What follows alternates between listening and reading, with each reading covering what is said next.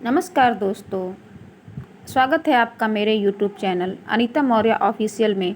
आज मैं आप लोगों को बहुत ही सुंदर, बहुत ही खूबसूरत जिउतिया व्रत की कथा सुनाऊंगी, जिसको सुनने से आपके संतान की दीर्घायु की प्राप्ति होगी। तो बिना देर करते हुए कथा शुरुआत करते हैं। कथा की नर्मदा नदी के पास एक कंचनबटी नाम का नगर था। वहाँ के राजा का नाम मलय केतु था। उसी नर्मदा नदी के पश्चिम और बालूरहटा नाम की मरुभूमि थी, जिसमें एक विशाल पेड़ पर चील रहती थी और उसी पेड़ के नीचे एक सियारिन भी रहती थी। चील और सियारिन दोनों ही पक्की सहेलियां थीं। कुछ महिलाओं को जितिया व्रत करते देख चील और सियारिन ने भी यह व्रत करने का संकल्प लिया और दोनों ने ही भगवान श्री सीमुत वाहन की पूजा और व्रत करने का प्रण ले लिया। जिस दिन दोनों का व्रत रखना था, ठीक उसी दिन शहर के एक बड़े व्यापारी की मृत्यु हो गई और उनका दाह संस्कार वहीं मरुस्थल पर हुआ। मुर्दा देखकर सियारिन को भूख लगने लगी और वह खुद को रोक नहीं पाई, जिसके कारण उसका व्रत टूट गया। परंतु चील ने खुद पर संयम रखा और पूरी श्रद्धा और नियम से अपना व्रत पूरा किया और अगले दिन व्रत का पारण भी किया। उसके बाद अगले जन्म में दोनों सहेलियों ने पुत्री के रूप में एक ब्राह्मण परिवार में जन्म लिया। उनके पिता का नाम भास्कर था। चील बड़ी बहन और सियारिन छोटी बहन बनी। बड़ी बहन का नाम शीलावती रखा गया और उसकी शादी बुद्धिसेन के साथ हो गई। छोटी बहन का नाम कपूरावती रखा गया और उसकी शादी उस शहर के राजा मलय केतु से हुई और छोटी बहन कपूरावती कंचनवटी नगर की रानी बन गई। अब भगवान जीमुत वाहन के आशीर्वाद से बड़ी बहन शीलावती के 7 पुत्र प्राप्त हुए, लेकिन कपूरावती के बच्चे जन्म लेते ही खत्म हो जाते थे। कुछ सालों बाद शीलावती के 7 पुत्र बड़े हो गए और राजा के दरबार में काम करने लगे। उन्हें देखकर कपूरावती के मन में ईर्ष्या और जलन की भावना उत्पन्न होने लग गई। इस ईर्ष्या के भावना में कपूरावती ने राजा से कहकर शीलावती के 7 बेटों के सर कटवा दिए। फिर उन 7 सिरों को साथों में बर्तन में डालकर ढक दिया गया और शीलावती के पास भिजवा दिया। यह सब देख भगवान जीमुत वाहन ने मिट्टी की सहायता से 7 भाइयों के सर बनाए और सभी सिरों को धड़ से जोड़कर उन पर अमृत छिड़क दिया, जिसके कारण वे 7 भाई फिर से जिंदा हो गए और घर लौट आए। रानी ने जो कटे सर भिजवाए थे वह सब फूल बन गए। कपूरावती समाचार पाने को बहुत व्याकुल थी, लेकिन जब उसे इस बात का पता चला तो वह अपनी बड़ी बहन के घर गई और वहाँ सबको जिंदा देखकर आश्चर्य में पड़ गई और बेहोश हो गई। जब कपूरावती होश में आई तो उसने अपने बड़ी बहन से यह सारी बात बताई और अपनी गलती का पछतावा किया। भगवान जीमुत वाहन की कृपा से बड़ी बहन को पूर्व जन्म की सारी बात याद आ गई और वो अपनी छोटी बहन को उसी पेड़ के नीचे लाकर पूर्व जन्म की सारी बातें सुनाई, जिसे सुनकर कपूरावती फिर बेहोश हो गई और मर गई। जब राजा तक इस बात की सूचना मिली तो उन्होंने उसी जगह पर पेड़ के नीचे कपूरावती का दाह संस्कार कर दिया। आप लोगों को मैं दूसरी व्रत कथा बताती हूँ। 2 बहनें थीं जिनका नाम था चूलिया और सियारिया। चूलिया बहुत मेहनती थी और गरीब भी थी। वह मजदूरी करके अपने बच्चों को पालती थी, लेकिन सियारिया गलत आचरण वाली थी, जो हमेशा मौज और ऐश करती थी और चूलिया से जलती भी थी। हर वक्त सियारिया यह सोचती थी कि चूलिया इतना खुश कैसे रहती है। चूलिया की हंसी खुशी सियारिया से सहन नहीं हो पाती थी, जिसके कारण सियारिया चूलिया के संतानों को सताने के कई प्रयास कर चुकी थी और कई बार चूलिया के बच्चों को ख़त्म करने की कोशिश भी कर चुकी थी, किंतु चूलिया के तपस्या और व्रत के कारण उसके बच्चे हमेशा सुरक्षित बच जाया करते थे। एक दिन सियारिया चूलिया के सभी बच्चों को लेकर जंगल में लकड़ी चुनने के लिए गई। वहाँ जंगल में लकड़ियों को चुनते चुनते बच्चे थक गए और थोड़ी देर के लिए सो गए। बच्चों को सोते देख सियारिया ने भी सभी बच्चों का सिर काट दिया और टोकरी में रखकर वापस घर आ गई और चूलिया को वह टोकरी भेंट में दे दी और कहा, दीदी मैं जंगल से आपके लिए नारियल ले आई हूँ, बच्चों को खिला देना। चूलिया ने उस टोकरी को उठाकर देखा नहीं और किनारे में रख दिया और अपने बच्चों की प्रतीक्षा करने लग गई। जब शाम से रात हो गई और बच्चे वापस नहीं आए तो बहुत परेशान हो गई। वो बड़े ही करुण स्वर में जोर जोर से रोने लग गई। करुणा भरी स्वर को शंकर पार्वती जी से रहा नहीं गया और उन्होंने महादेव से कहा कि हे प्रभु, कोई दुखियारी बहुत रो रही है, उसके रोने में बहुत दर्द छुपा हुआ है, मुझसे बर्दाश्त नहीं हो पा रहा। हमें चलकर देखना चाहिए कि कौन रो रहा है और क्यों रो रहा है। तब इस बात पर महादेव जी ने कहा कि यह मृत्युलोक है और यहाँ पर सारी साधारण सी बात है, लेकिन पार्वती के हट के कारण महादेव उनके सामने झुक गए और चूलिया के पास जाकर उसके रोने का कारण पूछने लगे। महादेव जी ने पूछने पर चूलिया ने अपने रोने का कारण विस्तार बता दिया। शंकर जी ने जब ध्यान लगाया तो उन्होंने चूलिया के बच्चों को जंगल में मृत पाया, जिसके बाद शंकर जी ने पार्वती जी को अनुरोध किया और बच्चों को पुनर्जीवित कर दिया। बच्चे नींद से उठकर मौसी को ढूंढ रहे थे, किंतु मौसी वहाँ नहीं थी। बच्चे डरकर घर भाग गए और मौसी के सारे कार्य माँ के सामने बता दिए। यह सब सुनकर चूलिया सियारिया के पास जाकर लड़ने लगी, तुम मेरे बच्चों को जंगल में क्यों अकेला छोड़ आई। दोनों बहनों में लड़ाई शुरू हो गई और यह लड़ाई 7 दिन 7 रात तक चलती रही, किंतु इस लड़ाई का कोई हल नहीं निकला।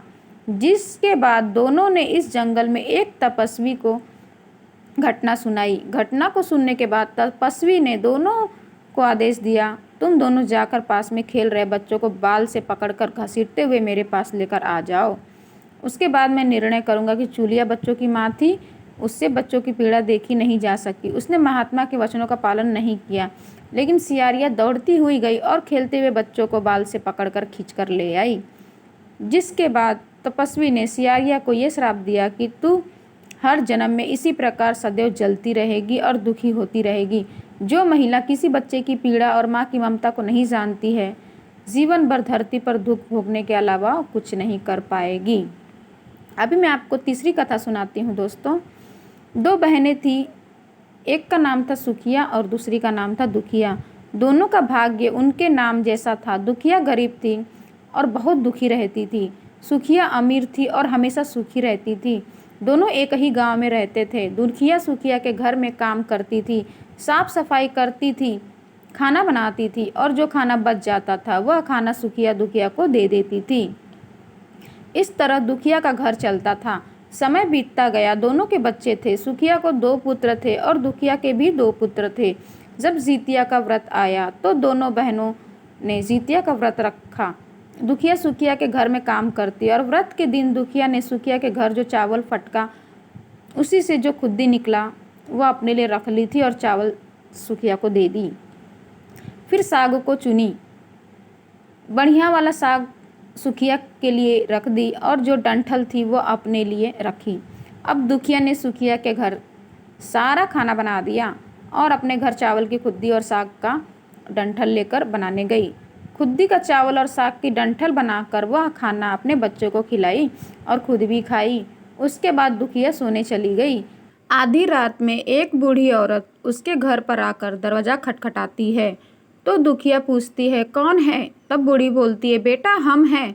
दुखिया ने उठकर फाटक खोला और पूछती है, अम्मा आपको क्या चाहिए? इतनी रात में आप यहाँ किस लिए आई हो? बुढ़िया बोलती है, बेटा मुझे भूख लगी है, कुछ खाने को दे दो। उसे घर के अंदर ले जाती है और कहती है, हम लोग बहुत गरीब हैं, आज मैंने खुद्दी का चावल और साग की डंठल बनाया है, क्या आप खाओगी? तो बूढ़ी कहती है, हाँ क्यों नहीं खाएंगे, हमें बहुत भूख लगी है, हम वही खाएंगे। दुखिया अंदर जाकर खुद्दी का चावल और साग की डंठल लाती है और बूढ़ी को दे देती है खाने के लिए। बूढ़ी खाना खाने के बाद कहती है कि मुझे अच्छे से कुछ दिखाई नहीं देता, इतनी रात के अंधेरे में मैं अपने घर कैसे जाऊंगी? तो दुखिया कहती है कि कोई बात नहीं, आप यहीं पर सो जाइए, सुबह अपने घर चले जाना। तो बूढ़ी दुखिया के घर में ही सो जाती है। फिर थोड़ी देर बाद उठकर बूढ़ी बोलती है, बेटा मुझे दीर्घ शंका लगी है, यानी पैखाना लगी है, कहाँ करूँ? तो दुखिया कहती है कि मेरे घर में बाथरूम नहीं है, इसलिए आप उधर कोने में जाकर कर लीजिए। बूढ़ी पूछती है कि बेटा भड़-भड़ करे या छर-छर करे? दुखिया नींद में तो कहती है कि माता जी भड़-भड़ कर दो, मैं सुबह साफ कर दूंगी।